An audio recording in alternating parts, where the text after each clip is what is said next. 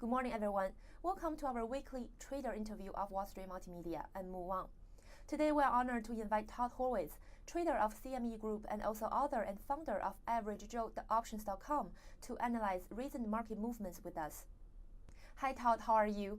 Since the market transitions are light during the holiday week, my questions will also remain basic and simple. The first question is about oil price. It has been kept falling through last week and the first half of this week. So what's the reason or specific news triggering such declining? And what's the trend of this week's oil price? Well, global oil keeps falling for a lot of reasons. A, there's way too much supply. B, the American middle classes are still in a recession, so they're not driving much.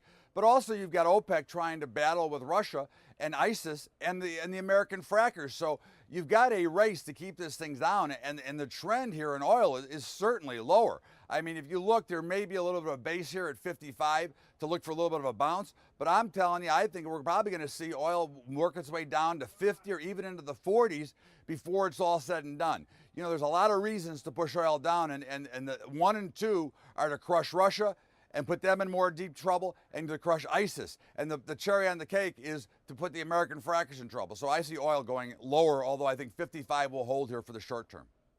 What's the trend for gold price this week? And any suggestions for investors?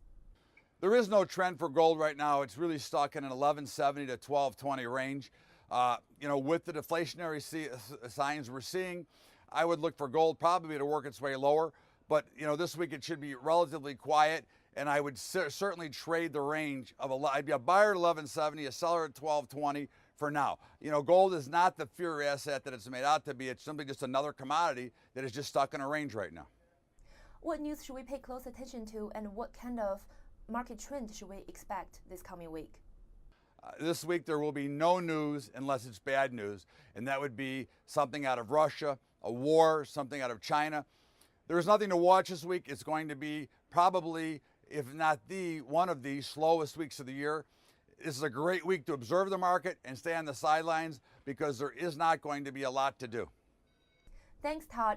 Also, thank you for watching this week's trader interview of Wall Street Multimedia. See you next week.